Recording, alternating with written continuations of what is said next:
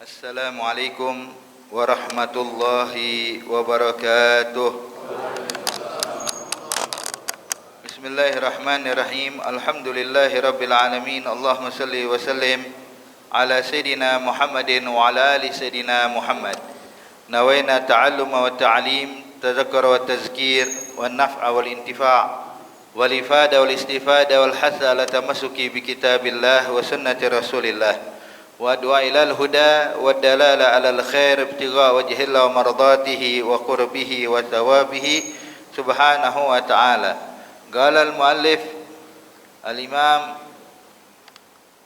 An-Nawawi fi kitabih Riyadhus Shalihin wa ikhtasarahu al-Habib Umar bin Muhammad bin Salim bin Hafid, nafa'ana Allahu bihi ma wa bi ulumihi ma wa bi ulumi sa'iris salihin fi darain amin ila anqal. Qala Rasul anil Aghari bin Yasari al-Muzani radhiyallahu anhu qala Rasulullah sallallahu alaihi wasallam, ya ayyuhan nas tubu ila Allah wastaghfiruh fa inni atubu fil yawmi mi'ata marrah, rawahu Muslim. An Abi Musa Abdullah bin Qais al-Ash'ari radhiyallahu ta'ala anhu anin Nabi sallallahu alaihi wa alihi wasallam qala inna Allah ta'ala yabsutu yadahu bil laili liyatuba musii'un nahar wa yabsutu yadahu bin nahari liyatuba musii'ul lail hatta tatlu'a asy-syams min maghribiha, rawahu Muslim. An Abi Hurairah radhiyallahu anhu qala Rasulullah sallallahu alaihi wasallam, man yuridillahu bihi khairan yusib minhu, rawahu al-Bukhari. Alhamdulillah. Alhamdulillah, kita bersyukur kehadirat Allah Subhanahu wa taala pada kesempatan di malam hari ini. Alhamdulillah Allah kumpulkan kita di dalam masjid yang mulia. Insyaallah kita semua mendapatkan keberkahan dari Allah Subhanahu wa taala. Ayolah ahbab, disebutkan di sini tentang hadis kedua daripada Rasulullah sallallahu alaihi wasallam. Beliau bersabda yang diriwayatkan oleh Sayyidina Aghar bin Yasar al-Muzani, bahwasanya Rasulullah bersabda, ya ayyuhan nas, hai seluruh manusia, tubu ilallahi wastaghfiruh, bertaubatlah kalian kepada Allah dan bacalah istighfar. Fa inni atubu fil yaumi mi'ata marrah, sebab saya saja, kata Rasulullah, bertaubat kepada Allah dalam sehari itu enggak kurang dari 100 kali. Maka di sini ayolah habab, anjuran bagi kita semua untuk bertaubat kepada Allah Subhanahu wa taala. Sebab dosa yang dilakukan oleh hamba itu tidak akan diampuni oleh Allah Subhanahu wa taala kecuali kalau dia bertobat. Nah, ini perlu kita pahami dulu hadirin.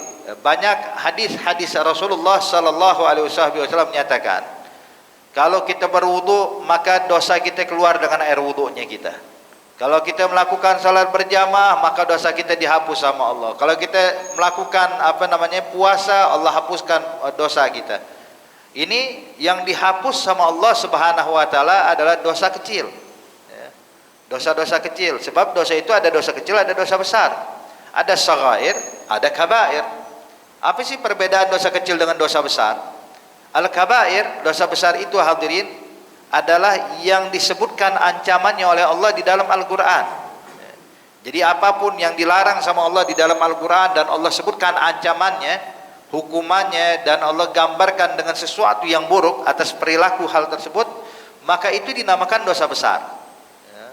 Seperti membunuh atau menyakiti orang lain, memutuskan tali silaturahmi, kemudian durhaka, bahkan berghibah, bergosip, sebagaimana Allah nyatakan ancamannya di dalam Al-Quran dan larangan dari Allah di dalam Al-Quran.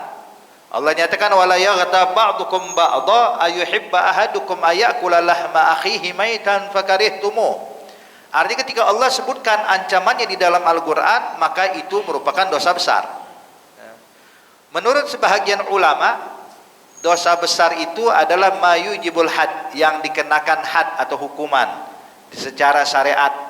Seperti membunuh ada hukumannya qisas, mencuri hukumannya potong tangan, minum minuman keras akan dipecut sebanyak 40 kali pecutan. Artinya yang disebutkan hukumannya, ditentukan hukumannya oleh syariat, maka itu adalah dosa besar. Namun menurut sebagian ulama lagi, dosa besar itu adalah segala hal yang dilakukan kepada yang maha besar, maka besar. Segala hal yang dosa yang dilakukan kepada yang maha besar, maka itu dosa besar. Ya. Jadi menurut pandangan yang ketiga ini, Pak, nggak ada dosa kecil, semua dosa besar semua ya. Semuanya besar. Contoh gini hadirin, kita aja dalam kehidupan di dunia ini, ketika ada satu orang ya, mengganggu rumah seseorang, digangguin rumah tetangga, ya, dia datang ke rumah tetangga, ya, ngambil batu, dipecahin kaca rumah tetangga.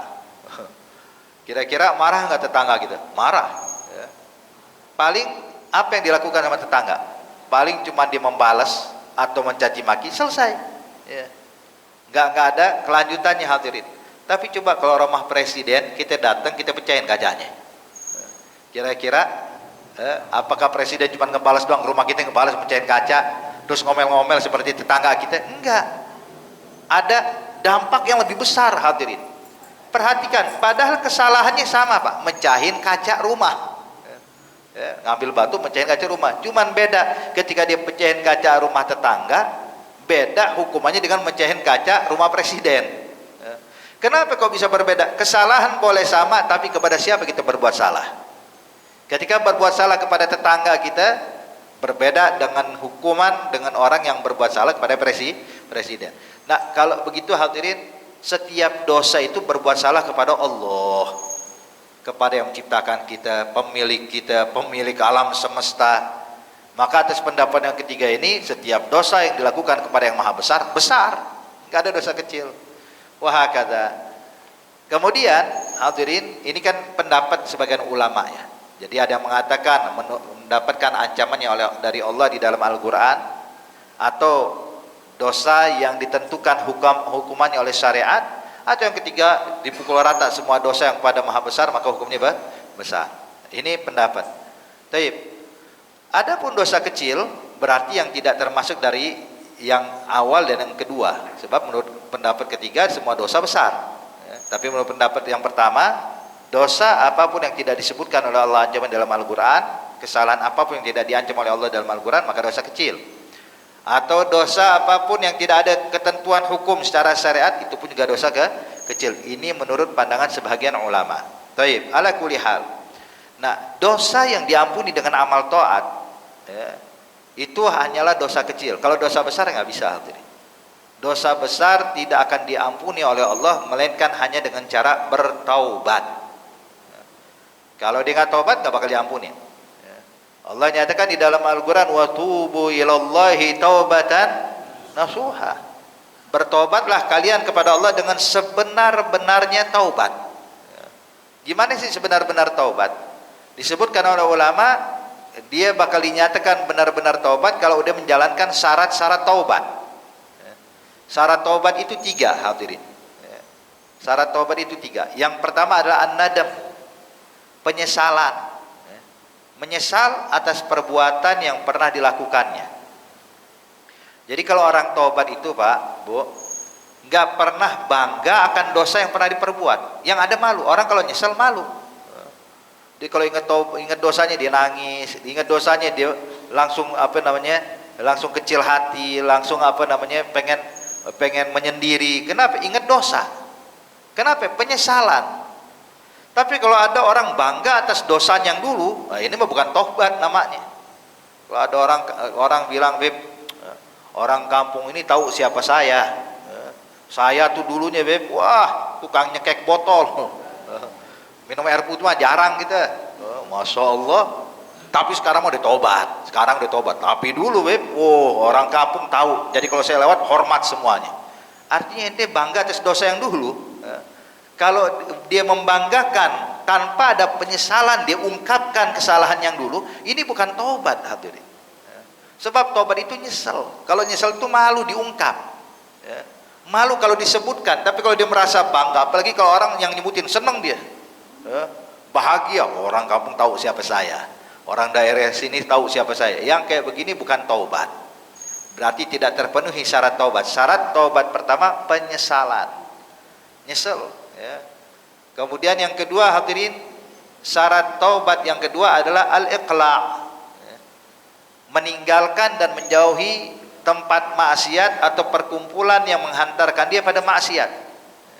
Artinya cari komunitas baru. Jangan kumpul sama komunitas yang biasa dia bermaksiat. Kalau benar-benar tobat, menjauh. Ini orang, kalau saya dulu Beb, teman-teman saya dulu nih, teman-teman masa saya maksiat dulu ya sama fulan. Tapi sampai sekarang Beb, kita sih udah tobat. Saya sih udah tobat, cuman mau lepas dari mereka tuh nggak bisa. Sebab udah asik sama mereka. Yang kayak begini belum taubat, hadirin. Kenapa? Sebab perhatikan, teman duduk itu bakal memberikan pengaruh buruk kepada kita. Kalau memberikan pengaruh besar, kalau dia yang baik akan mempengaruhi kita kebaikan. Tapi kalau teman yang buruk mempengaruhi keburukan. Makanya disebutkan manjalas janas, artinya manjalis janas, artinya siapa yang duduk sama kita itu kita bakal sejenis sama dia, bakal sama seperti dia. Pengaruh teman duduk ini besar, hadirin. Sampai Allah gambarkan di dalam Al-Quran penyesalan orang yang salah pilih teman duduk. Salah pilih teman duduk, nyesal. Sebagaimana Allah gambarkan di dalam Al-Quran, yauma ya'udzu dzalimu ala yadayhi yaqulu ya laitani ittakhadhtu ma'ar rasuli sabila ya wailata laitani lam attakhiz fulana khalila laqad adallani an dzikri ba'da idh hadani. Dinyatakan ketika nanti di hari kiamat orang yang menyesal ini nih, yang salah pilih teman duduk, ya'udzu dzalim ala yadayhi, seorang yang zalim itu menggigiti kedua tangannya, tanda penyesalan. Bukan satu jari, bukan gigit jari, hadirin, tapi menggigiti kedua tangannya. Ya'udzu dzalimu ala yadayhi. Kenapa dia menyesal? Yaqul, diungkapkan tuh penyesalan dia di hari kiamat. Ya laitani ittakhaztu ma'a rasuli sabila, coba teman duduk saya dulu Rasulullah. Teman duduk saya Nabi Muhammad, kumpulnya sama Nabi Muhammad seperti para pembesar-pembesar sahabat. Ya wailata laitani lam attakhiz fulana khalila, coba dulu fulan bukan teman duduknya saya. Nyesal. Ini asbabun nuzulnya, hadirin, diturunkan kepada Uqbah bin Abi Mu'id, salah satu pembesar kota Mekah. Ini Uqbah sempat masuk Islam, sempat Pak mengucapkan 2 kalimat syahadat. Uqbah ini cuman karena dikumpulnya dengan Ash bin Wa'il, kumpulnya dengan Abu Jahal, kumpulnya dengan Walid ibn al-Mughirah, pembesar-pembesar Mekah di Darun Nadwa. Begitu datang nih dengan Umayyah bin Khalaf, begitu ingin kumpul dengan Umayyah bin Khalaf, sebab nih Uqbah bin Abi Mu'id dekat dengan Umayyah. Umayyah bin Khalaf ini. Siapa sih Umayyah? Umayyah itu Pak adalah mantan tuannya Sayyidina Bilal bin Rabah. Kita mungkin sering dengar cerita Bilal waktu disiksa, dipecut, ya, waktu dia masuk. Ini dia orangnya Umayyah nih. Ya. Orang yang memusuhi Islam dan memusuhi Nabi Muhammad. Nah, Uqbah dekat sama Umayyah, akrab dari dulu, hadirin. Sampai akhirnya karena udah mengucapkan 2 kalimat syahadat, cuman dia ini dekatnya dengan Umayyah. Begitu kumpul sama Umayyah langsung bisa memprediksi, bilang ente as-saba'ata ya Uqbah. Itu udah pindah agama ya Uqbah ya. Itu udah masuk agama Muhammad ya Uqbah. Kaget Uqbah, ente tahu dari mana ya? Sekata Umayyah, sebab nampak di wajahnya ente. Beda, ente bukan yang kemarin. Subhanallah, bisa membedakan orang dimasuk Islam atau belum, hadirin. Sebab mukanya ente bukan muka yang kemarin, di baru nih, pasti ente udah masuk agama Muhammad. Dia bilang betul. Dia bilang kalau gitu ente nggak boleh kumpul sama kita, menjauh. Kita putus hubungan, kata Umayyah. Kata Uqbah, ya Umayyah, kita sahabat dekat, kita karib. Kata Umayyah, kalau ente pengen gabung lagi sama kita, keluar dulu dari agama Muhammad. Dia bilang kalau memang itu syaratnya, saya keluar. Tuh, nauzubillah min dzalik. Dengan gampangnya teman duduk memberikan pengaruh besar, hadirin. Hingga akhirnya Uqbah bergabung lagi dengan Umayyah, bergabung lagi dengan Abu Jahal. Kenapa? Gara-gara salah pilih teman duduk. Makanya dia bilang, coba dulu waktu hidup dalam dunia teman duduk saya Rasulullah, gak kumpul sama Umayyah. Coba dulu waktu hidup di dalam dunia teman duduk saya bukan Umayyah, bukan Abu Jahal. Ya wailata laitani lam attakhiz fulana khalila. Cuman apa daya penyesalan, hadirin. Ketika orang pengen taubat, syaratnya ayo tinggalkan tuh perkumpulan yang menghantarkan dia pada maksiat. Dan juga disebutkan di dalam hadis yang lain, ketika ada satu Bani Israel yang telah membunuh 99 orang, pengen taubat, Melihat ada satu orang lagi duduk, lagi ibadah, zikir pada Allah, didatengin. Dia bilang, ya fulan, kira-kira kalau saya mau tobat, Allah bisa ngampunin nggak dosa saya? Maka orang yang ibadah ini berkata, memang dosa apa yang kau perbuat? Dia bilang, dosanya besar. Dia bilang, besar sekali, sangat besar. Dia bilang, dosa apa yang kau lakukan? Dia bilang, saya telah membunuh 99 orang secara zalim. Maka orang ini pun berteriak, dia bilang, astagfirullah, jangankan 99, satu nyawa kau hilangkan secara zalim, itu bisa menghantarkan kau ke neraka, dan kau bakal dapat ampunan Allah. Engkau enggak bakal dapat ampunan Allah, tempat ente di neraka. Dia bilang, oh kalau satu nyawa masuk neraka. Dia bilang, ya kalau gitu lengkapin koleksi jadi 100. Maka orang tersebut dibunuh jadi 100 orang. Dia bilang, satu aja masuk neraka, ya apalagi, udah deh, mau gimana lagi, ya, lengkapin koleksi jadi 100. 100 orang dibunuh, cuman hati kecil tetap pengen tobat. Ketika dia jalan lagi ngelihat ada satu orang, nampak di wajahnya cahaya ilm dan lain-lainnya, maka duduk orang ini, dia berkata, ya fulan, kira-kira kalau saya pengen bertobat, Allah bisa nggak ngampunin dosa saya? Maka orang soleh ini berkata, ya, sebesar apapun kesalahanmu, sebesar apapun dosamu, kalau pengen tobat, Allah pasti terima.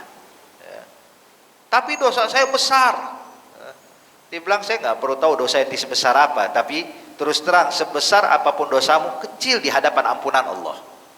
Bilang, engkau nggak tahu dosanya saya membunuh 100 orang secara zulum.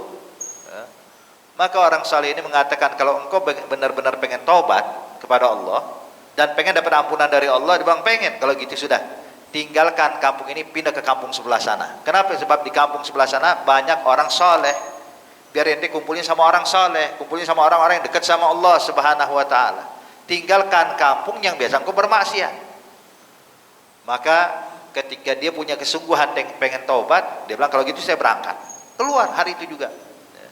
Dia hijrah ke kampung orang saleh, tapi subhanallah, baru di tengah jalan ajal pun datang. Ketentuan dari Allah. Begitu ajal datang, Pak, meninggal di tengah jalan, datanglah dua malaikat. Yang satu malaikat rahmat, pengen bawa dia ke sorga. Yang satu malaikat azab, pengen jeblosin dia ke neraka. Ibaratnya pengen, nih malaikat rahmat pengen ngasih dia ke tempat yang baik, malaikat azab pengen bawa dia ke tempat yang buruk. Maka terjadilah perbedaan pendapat antar dua malaikat.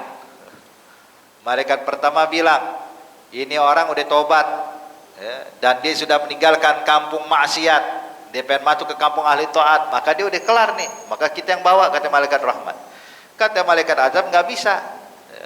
Kenapa? Kan belum sampai ke kampung orang soleh. Kalau sudah sampai ke kampung orang soleh, silahkan bawa, tapi kan dia belum nyampe nih. Jadi malaikat azab yang bawa, katanya. Maka ketika terjadi perbedaan pendapat antar dua malaikat ini, maka Allah kirim malaikat yang ketiga. Ketika Allah kirim malaikat yang ketiga, hadirin, untuk menjadi hakim, penentu, malaikat ketiga ini. Kata malaikat ketiga, saya diutus oleh Allah untuk menentukan siapa yang membawa. Bagaimana? Kita hitung aja jarak mana yang terdekat. Kalau dekat ke kampung orang saleh, maka malaikat rahmat yang bawa. Kalau dekat ke kampung yang biasa dia maksiat, maka malaikat azab yang bawa. Maka mulai dihitung. Ketika dihitung, Allah pun memerintahkan bumi untuk melipat dirinya hingga mendekatkan orang tersebut ke kampung orang soleh. Ketika dihitung, ternyata lebih dekat ke kampung orang soleh sejengkal, hadirin, bedanya. Cuman sejengkal. Kata Allah, kata malaikat yang ketiga ini, kalau gitu ini malaikat rahmat yang berhak bawa. Lihat. Sebagaimana ini disebutkan di dalam hadis Rasulullah sallallahu alaihi wasallam. Maka intinya yang bisa kita petik, hadirin, syaratnya taubat harus ada ikhlas. Jangan kalau bilang, saya Beb, alhamdulillah dulu memang saya suka main judi, tapi kalau sekarang mah cuma nonton aja, Beb, udah taubat. Cuma nonton aja, saya gak ikut main judi, cuma nontonin aja, masih hobi nonton. Ini akhirnya kalau nonton doang, hadirin, ujung-ujungnya lidahnya gatel. Udah pasang nomor sekian, dia gak keluar duit, cuma nyuruh doang. Pasang aja nomor sekian, ambil nih, taruh ini, coba lihat. Jadi sama juga, main judi juga, hadirin. Ujung-ujungnya turun tangan lagi, udah akhirnya nggak bisa menang. Sini saya mainin sekali biar menang, main lagi akhirnya. Maka inilah bahayanya teman duduk. Maka syaratnya tobat ikhlas, menjauh, tinggalkan. Kemudian yang ketiga, hadirin, syaratnya taubat adalah al-azam alla ya'ud illa tilkal ma'siyah muddah hayatih. Memasang niat tekad yang kuat untuk tidak kembali kepada maksiat yang sama seumur hidupnya. Baru taubat. Jangan taubatnya taubat sampel. Sekarang taubat tapi insya Allah besok mengulang lagi. Jangan taubat giliran bulan Ramadan doang. Wah, bulan Ramadan bulan suci, saya nggak mau main judi, saya nggak mau minum minuman keras selama 1 bulan Ramadan. Habisnya Syawal mau minum lagi. Syawal mau main judi lagi. Nah, ini bukan taubat namanya. Taubat itu nggak bisa seperti itu hadirin. Taubat itu ya pasang niat tekad yang kuat untuk tidak kembali kepada maksiat yang sama seumur hidupnya seterusnya. Jaga diri. Hakada. Ini hadirin syarat taubat. Kalau dijalankan 3 hal ini, penyesalan, yang kedua menjauhkan diri dari tempat maksiat atau komunitas yang bermaksiat, yang ketiga memasang tekad dan niat untuk tidak kembali kepada maksiat yang sama seumur hidupnya. Kalau dia sudah jalankan 3 hal ini, barulah taubatnya dibilang taubatan nasuha. Dan kalau sudah mendapatkan taubatan nasuha, kita husnudzon pada Allah. Sebagaimana Nabi menyatakan at-taibu mina zambi kaman la zambalah. Orang yang bertaubat daripada suatu dosa, maka dihapuskan dosanya seakan-akan tidak pernah melakukan dosa itu sama sekali. Bersih. Kayomi waladathu ummuh, bakal dihapuskan dosanya oleh Allah, bersih, suci bagaikan bayi yang baru lahir dari perut ibunya. Cuman taubatan nasuha. Tadi 3 syarat. Kalau seandainya dia sudah taubatan nasuha, sudah jalankan semua 3 syarat tadi, ya namanya manusia, syaitan tiap hari ngebisikin terus, hawa nafsu tetap ada pada diri. Subhanallah, ketika udah jaga dirinya sebulan, 2 bulan, 3 bulan, subhanallah balik lagi, terjerumus lagi kepada maksiat. Apakah tobat yang kemarin batal? Enggak, tobat yang kemarin enggak batal. Kalau udah dijalankan 3 syarat, tobat yang kemarin enggak batal hadirin. Ketika dia mengulang maksiat lagi, maka ini ibaratnya maksiat yang baru, bukan nyambung yang kemarin. Yang kemarin sudah dihapus, sudah bersih, udah. Ini maksiat baru, ulangi lagi syarat taubat. Terus jalankan 3 syarat taubat tersebut. Jadi setiap kita melakukan maksiat, segera taubat. Dan Nabi pun memaklumi kita, Bapak Ibu sekalian. Bukan berarti kita dianjurin maksiat ya. Artinya manusia itu nggak luput dari kesalahan tuh. Memang kita ini bukan malaikat. Bahkan Nabi pernah menyampaikan kalimat kepada manusia yang lebih mulia dibandingkan kita, Pak. Para sahabat-sahabat Rasulullah. Itu Nabi berkata kepada para sahabat, ya ashabi atau ya ayuhan nas. Dikatakan antum muznibun. Kalian ini antumul khatta'un wa khairul khatta'ina at-tawwabun. Kalian ini adalah orang-orang yang kadang berbuat salah. Siapa ini khitab? Bukan pada kita, kepada sahabat yang sering kumpul sama Nabi Muhammad, yang sholat di belakang Rasulullah, yang kumpul sama Nabi Muhammad, yang sudah terjamin hadirin bakal masuk ke dalam surga. Kalau kita mah siapa sih kita? Kalau sahabat aja Nabi bilang antumul khatta'un, ya apalagi kita. Makanya oleh karena itu Nabi berkata kepada para sahabat, kalian ini adalah orang yang gak luput dari kesalahan. Walakin kata Nabi, khairul khatta'in at-tawwabun. Tapi sebaik-baik orang yang berbuat salah adalah orang yang mau taubat. Taubat jangan ditunda-tunda. Jangan ntar ya taubatnya kapan? Besok aja taubat. Tanggung nih.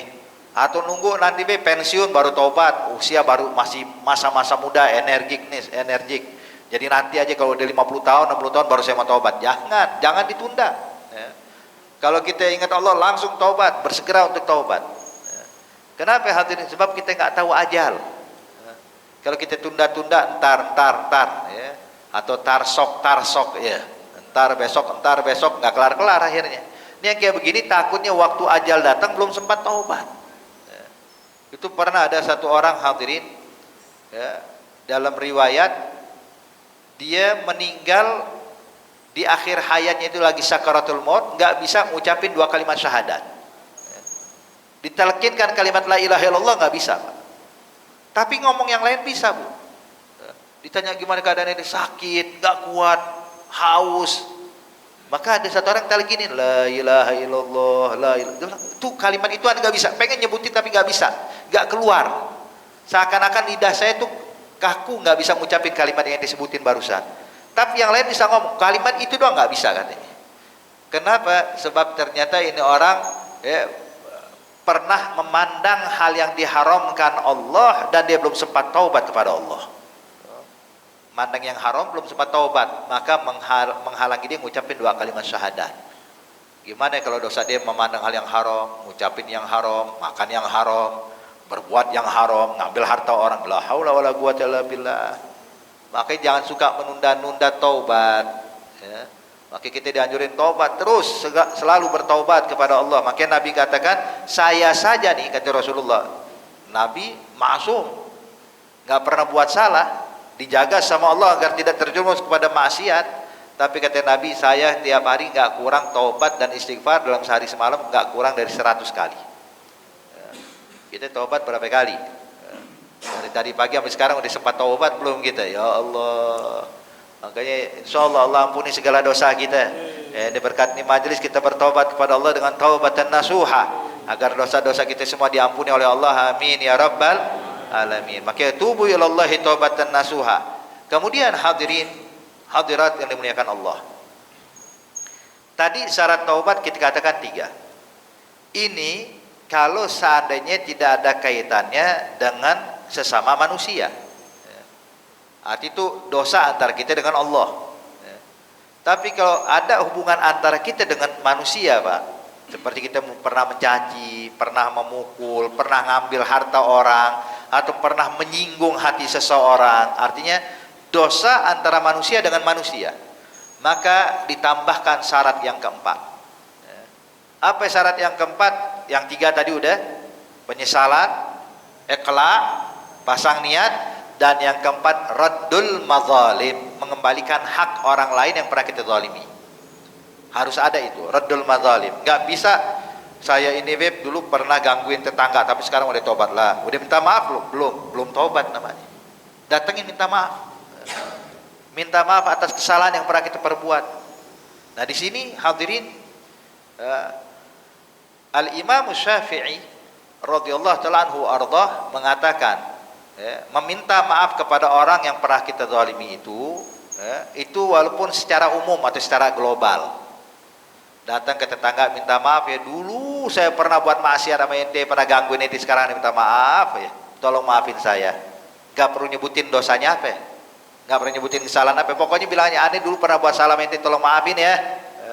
Kata iya aneh maafin, cukup tuh. Artinya Bapak, menurut Imam Syafi'i itu minta maaf kepada orang tuh walaupun secara umum atau global begitu aja. Lakin akan tetapi menurut Imam Malik enggak. Ente kalau minta maaf sama orang sebutin kesalahannya apa aja, biar tahu ini orang maafin apa kagak. Maaf Pak, saya dulu pernah ngatain Bapak begini, ngatain Bapak yang kedua begini, terus saya pernah ngambil niat Bapak sekian, terus saya pernah melakukan ini pada Bapak, dulu Bapak nggak tahu kalau ban yang kempes itu saya ngempesin. Sebutin itu semua, kata Imam Malik. Makanya repot, berat hadirin, berat. Makanya kata ulama, kalau minta maaf sama Allah Pak, jauh lebih mudah dapetin ampunan. Tapi kalau minta maaf sama manusia, aduh berat. Kenapa? Lihat orang-orang kalau kita buat salah sama seseorang terus dia ingin memaafkan kita minta maaf, Pak, minta maaf ya, saya pernah buat salah sama Bapak. Maka orang ini bakal berkata, iya saya maafin, cuma dengan syarat jangan diulang ya. Kalimat dengan syarat Pak, berarti belum dimaafkan tuh kita tuh. Artinya apa? Kapan kita mengulang dia ingat lagi kesalahan kita yang pertama. Tuh kan 2 kali yang dia udah buat salah. So, berarti yang kemarin belum dimaafin. Cuman masih ditanggung doang nih, digantung sama dia.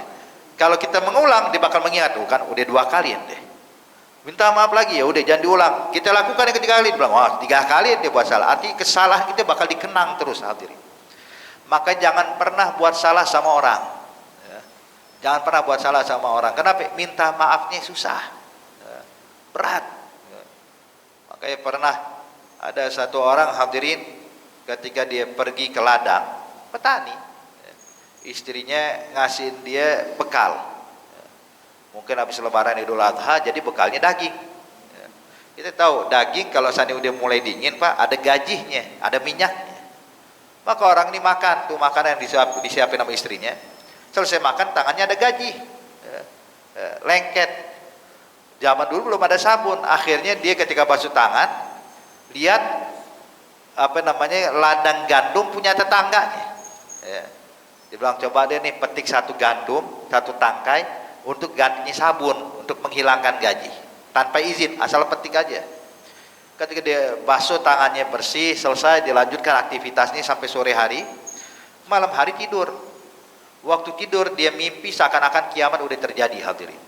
Ini yang tadi ini yang mengambil satu tangkai gandum tadi. Mimpi seakan-akan kiamat sudah terjadi.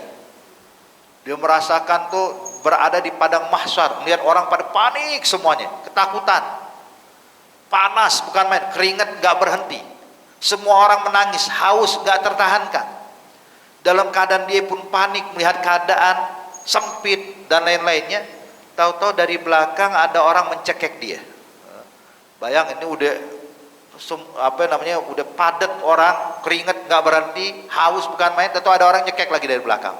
Terus orang yang nyekek ini berteriak, ya Rob, saya pengen nuntut nih orang zalim nih, saya mau tuntut dia. Maka dia berusaha, siapa yang nyekek saya? Pas dia ngelihat ke belakang, ternyata tetangganya yang punya ladang gandum. Bingung, ya fulan, kesalahan saya apa? Dibilang, sebab ente pernah metik gandum dari ladang saya nggak pakai izin. Ya. Maka dengar kayak gitu, dia saking kagetnya terbangun dari tidur, ya. Buru-buru tengah malam ke gudang makanan dia ambil tuh gandum satu karung, hadirin. Ya. Dibawa tengah malam juga ke rumah tetangganya itu, diketok pintu rumah tetangga. Tetangganya kaget tengah malam, dia bilang, ada apa ya fulan? Suf, ini satu karung gandum tolong diterima. Ya. Dia bilang, apa ini satu karung gandum? Saya punya ladang gandum juga, kenapa dikasih saya gandum? Ya. Dia bilang, pokoknya terima dulu. Dia bilang, lah, sebutkan dulu apa sebabnya. Cerita dia. Ya, tadi aneh ngambil satu tangkai gandum gak pakai izin. Dia bilang, la haula wala quwata illa billah, cuman satu tangkai, gak apa-apa. Gak usah pakai izin, aneh kasih. Jangan dua tangkai aneh kasih buat ente. Kita kan tetanggaan, baik, gak ada masalah. Dia bilang, enggak. Sekarang ini bisa bilang kayak begitu, ntar di akhirat beda, katanya. Jadi tolong nih, terima. Kata tetangganya, gini deh, kalau memang harus ganti rugi, ganti satu tangkai aja. Kenapa harus satu karung? Satu tangkai aja. Dia bilang, lah, satu tangkai lebihnya bonus buat ente. Jadi nggak ada celah lagi ente nuntut saya di akhirat. So dia. Ya. Kalau kita gimana? Ya, kalau masalah sama orang, ayo deh. Ya. Nggak gampang, hadirin, berurusan sama orang repot. Makanya Nabi menyatakan dalam hadis, atadruna manil muflis. Ya. Kalian tahu nggak siapa itu orang bangkrut, kata Rasulullah. Sahabat mengatakan, orang yang bangkrut itu ya Rasulullah adalah orang yang menjual barang dagangannya di bawah modalnya. Kata Nabi, bukan itu yang Anda maksud. Lalu sahabat paham, berarti ini Nabi punya definisi lain nih, punya pengertian lain. Dia bilang, Allah wa rasuluhu a'lam. Kalau gitu kita nggak tahu ya Rasulullah. Kata Nabi, al-muflis, orang yang bangkrut itu adalah orang yang nanti di akhirat bawa pahala sholat, bawa pahala puasa, bawa pahala zakat, bawa pahala haji, bawa pahala amalan yang banyak seperti gunung Uhud, katanya. Seperti gunung menjulang, isinya pahala semua. Namun dia suka mencaci maki, suka mengganggu, suka menghina, suka menfitnah, suka melakukan kesalahan orang, pernah mukul orang, pernah ingin orang, pernah ngambil hartanya orang. Maka kata Nabi, nanti waktu dia berdiri di hadapan Allah bawa pahala yang banyak itu yang ngantri mau nuntut dia tuh gak kelihatan ujungnya. Banyak orang ngantri mau nuntut ini orang dalam pengadilan Allah. Kata Allah, apa kesalahannya? Bilang, saya menuntut dia pernah mencaci maki sehari 3 kali ya Allah. Masya Allah, kayak minum obat udah. Ya, ngomongin 3 kali sehari ya. Kata Allah, berapa hari? Sekian hari. Kata Allah, ya sudah, pahalanya dia kasih ke orang ini, kurangin pahalanya. Maka mulai itu dikurangin, pahala yang sebesar gunung diambil dikasih orang yang pernah dicaci maki. Selesai, udah kelar. Orang kedua, apa kesalahannya? Bilang, dia pernah ngambil duit saya ya Allah, berapa banyak? Sekian. Kalau gitu ketemu Allah, malaikat ambil pahalanya dia kasih ke orang ini. Maka berkurang pahala sampai ludes habis pahalanya yang sebesar gunung. Cuman yang ngantri masih panjang. Pahala udah habis, yang ngantri masih panjang, Pak. Kata malaikat, gimana ya Allah, yang ngantri masih panjang, pahala sudah habis. Kata Allah, ya sudah, dosa orang yang dizalimi kasih kepada dia. Bilang, ente pernah diapain? Pernah caci maki? Ya udah, berapa kali? Sekian kali. Ya udah, dosanya ente sini kasih orang ini. Orang kedua dosanya apa, kasih sini. Terus sampai akhirnya habis orang yang nuntut, tinggal dia sama dosanya yang sebesar gunung. Datang bawa pahala sebesar gunung, habis gara-gara nggak bisa jaga diri sama orang lain, ya, sama manusia. Makanya jaga diri kita, hadirin, jangan suka ganggu, jangan suka musuhan sama orang, jaga lisan, ya, jangan ngomongin orang, jangan nyaci maki orang, jangan ngerasa diri kita paling baik. Kita ini kalau bisa Bu, Pak, ngerasa diri kita ini paling buruk di hadapan Allah, biar bisa taubat terus sama Allah. Sibuk sama diri kita, jangan sibuk sama orang. Ini orang mau gimana, biarin udah, yang penting nih saya dengan Allah baik, bagus udah. Maka Nabi katakan, kalau kalian nggak bisa ya kayak Abu Domdom. Ya. Siapa itu Abu Domdom? Abu Domdom yang mana setiap malam tuh deh hatinya bersih, nggak mau ngomongin orang. Dia bilang, ya Allah, ya Rob, kalau ada orang buat salah sama saya, melakukan kesalahan pada saya, baik saya sadar atau nggak sadar, saya maafin semuanya Allah. Nggak pernah buat buruk sama orang. Makanya hadirin, Muslim sejati itu Bu, bukan orang yang selalu sholat 5 waktu di masjid. Wah, Muslim sejati, enggak.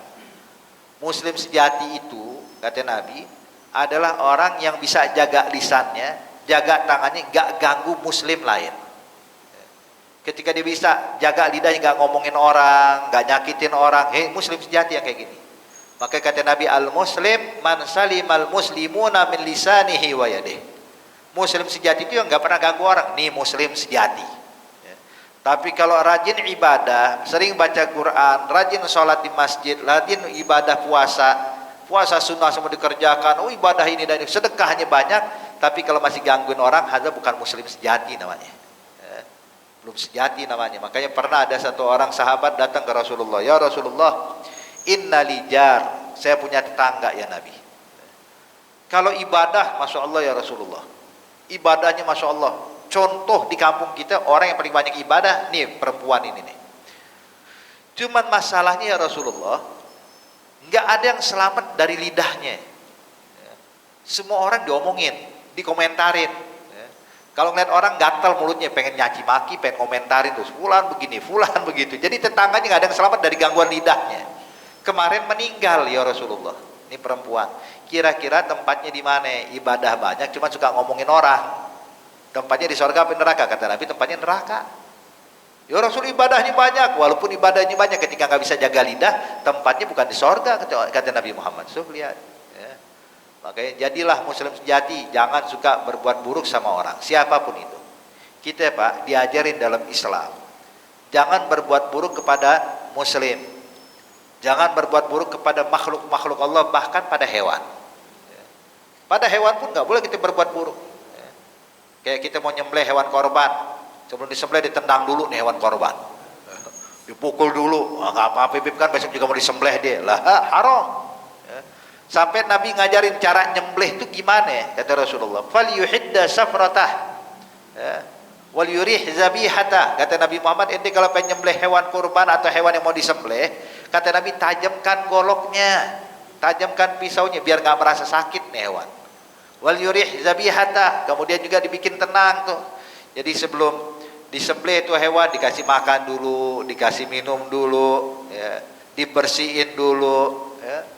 Itu sampai Islam ngajarin kayak begitu hadirin.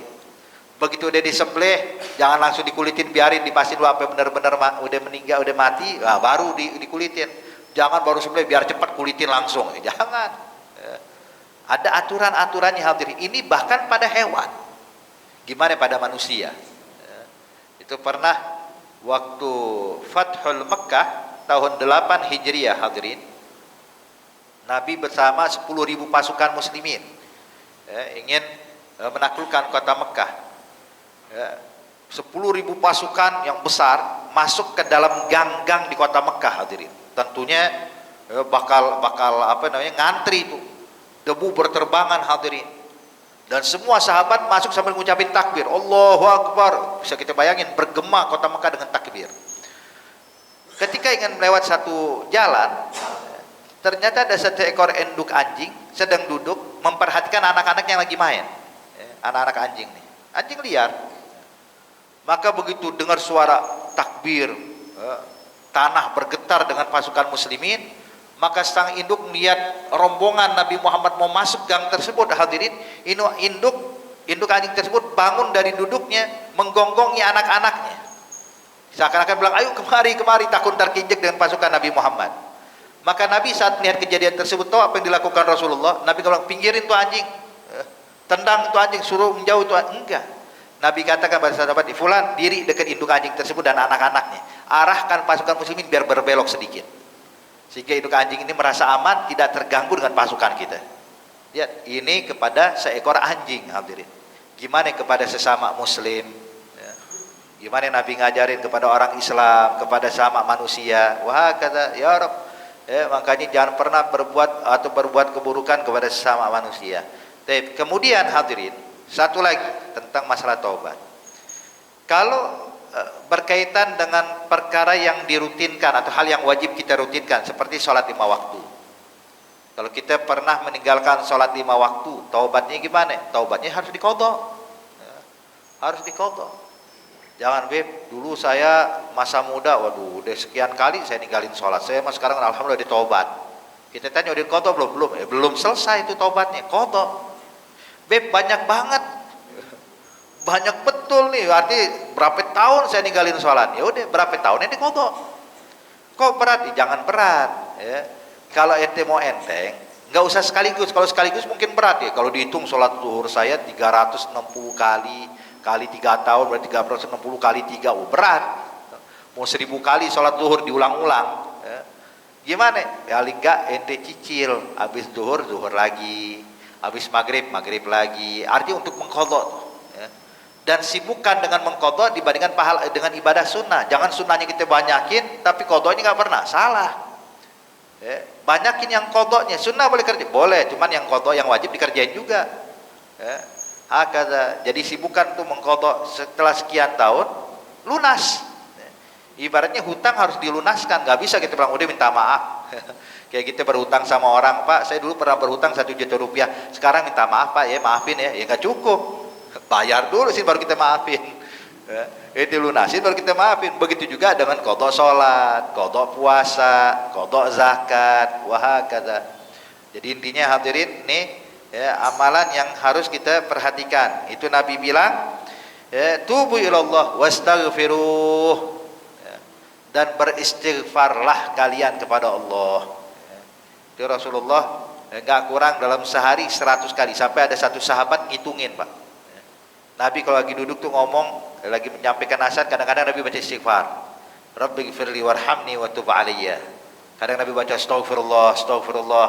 Itu lagi menyampaikan nasihat itu sampai sahabat ngitungin 1 kali, 2 kali, 3 kali. Nabi pindah kemana diikutin 5 kali baca istighfar, tempat lain baca lagi istighfar. Itu sampai sahabat bilang, aneh lihat Nabi Muhammad itu kalau baca istighfar dalam sehari itu gak kurang dari 70 sampai 100 kali baca istighfar. Padahal apa salahnya Rasulullah? Apa kesalahan Nabi Muhammad? Enggak ada, hadirin. Nah, jadi kita ini ayo taubat. Dan orang kalau ditaubat kepada Allah Subhanahu wa taala, sebesar apapun kesalahan kita bisa kok diampuni sama Allah. Allah nyatakan di dalam Al-Qur'an, yaghfiru maduna, innallaha la yaghfiru ayyushraka bihi wa yaghfiru maduna dzalik. Allah menyatakan Allah enggak bakal ngampuni dosa syirik. Dosa syirik nggak bakal diampunin sama Allah. Selagi dia menyekutukan Allah, dia pengen taubat, ya harus masuk Islam.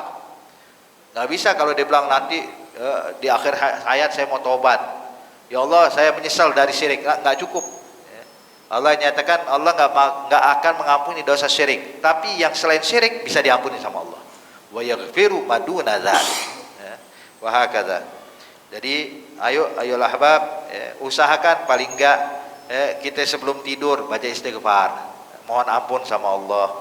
Ya, kemudian sering-sering baca istighfar, baca astagfirullah, atau baca sayyidul istighfar. Ya, di pagi hari sekali, di sore hari sekali baca sayyidul istighfar. Kemudian juga baca istighfar yang lainnya. Kemudian ini diriwayatkan oleh Abi Musa Abdullah bin Qais al-Asy'ari radhiyallahu ta'ala anhu bahwasanya Nabi bersabda, innallaha yabsutu yadahu bil-laili yatubu musii'an nahar. Allah tuh membentangkan ampunannya, membentangkan rahmatnya kepada hamba-hambanya yang pengen taubat di malam hari, bagi pelaku dosa di siang hari. Jadi malam hari kayak begini Pak, Allah ngasih kesempatan, ayo mau taubat, bilang taubat. Ya mau mohon ampun, sini bilang sama saya mohon ampun, saya ampuni dosa kalian. Dan Allah membentangkan rahmatnya di siang hari buat pelaku dosa yang dilakukan di malam hari. Jadi pelaku dosa di malam hari, besoknya tuh kapan dia mau tobat diterima sama Allah. Allah nggak bakal pernah menutup kesempatan hambanya untuk tobat selagi matahari belum terbit dari barat. Artinya selagi belum kiamat Allah masih terima tobat. Dan dalam riwayat yang lain malam yugharghir. Innallaha yaqbalu taubatal 'abd malam yugharghir. Allah menerima tobat seorang hamba sebelum nyawanya sampai tenggorokan. Artinya selagi kita masih dikasih kesempatan sekarang ini ayolah ahbab, Allah ngasih kesempatan kita untuk taubat, mohon ampun kepadanya, Allah siap ngampunin dosanya kita.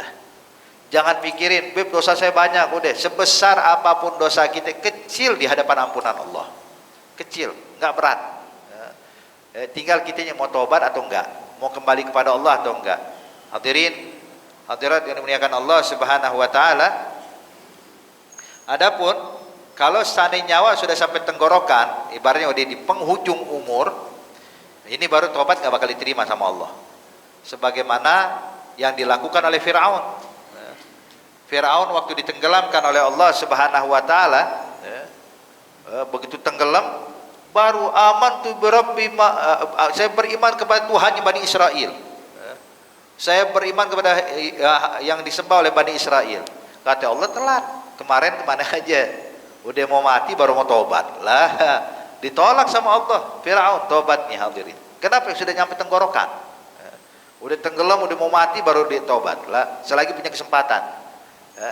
Kemudian juga disebutkan orang-orang yang memohon ampun kepada Allah Subhanahu wa taala, sebanyak apapun, sebesar apapun kesalahannya, Allah nyatakan di dalam Al-Qur'an, qul ya ibadiyallazina asrafu ala anfusihim la taqnatu min rahmatillah innallaha yaghfiru dzunuba jami'a innahu huwal ghafurur rahim.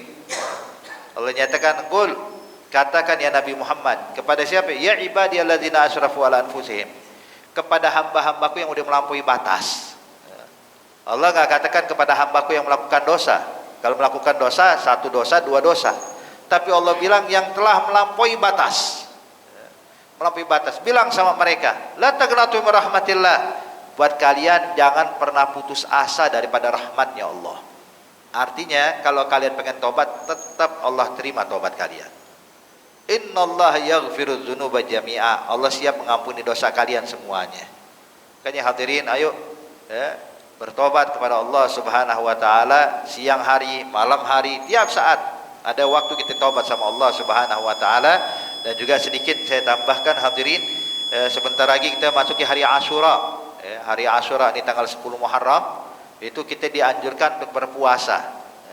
Nabi nggak pernah ninggalin puasa Asyura hadirin, dari mulai Nabi hijrah sampai Nabi wafat. Makanya dinyatakan puasa hari Asyura hukumnya sunnah muakkadat, sunnah yang nggak pernah ditinggalkan sama Rasulullah. Insya Allah jatuhnya buat kita ini hari Ahad. Besok nih hari Ahad hadirin. Usahakan kita puasa sebagaimana apa yang dilakukan Rasulullah. Kemudian juga dianjurkan pada hari Asyura diantaranya tausiatul lil iyal, bahwa bapak disunnahkan kita ini pada hari Asyura bikin senang keluarga, makanya duit belanja buat istri tambahin, yang biasa cuma makan ikan peda, ikan asin, kalau bisa hari Asyura makannya daging, ayam. Tausiatul lil iyal, anak-anak kasih jajan lebih, kasih jajan lebih. Itu disebutkan bahwasanya barang siapa yang meluaskan atau membahagiakan keluarga pada hari Asyura, maka Allah bakal luaskan rezekinya sampai tahun berikutnya. Tahun ke depan Allah lapangkan tuh rezekinya. Makanya ayo yang bisa tausiatul liyal lakukan hadirin sesuai kemampuan kita, gak usah maksain diri. Gak usah maksain diri. Artinya mampunya apa ya kerjain. Pokoknya bikin senang keluarga kita pada hari Asyura. Ini hadisnya sahih. Kemudian juga tentang puasa, ini juga hadisnya sahih. Jangan sampai kita tinggalkan. InsyaAllah Allah berikan taufik hidayah buat kita semuanya, bisa kita amalkan amalan-amalan tersebut. Amin ya rabbal alamin. Al-Fatihah bil qabul wa tamam kullu ma'mul ala hadhihi niyya wa kullu niyatin salihah wa ila hadratin nabi Muhammadin sallallahu alaihi wasallam. Al-Fatihah.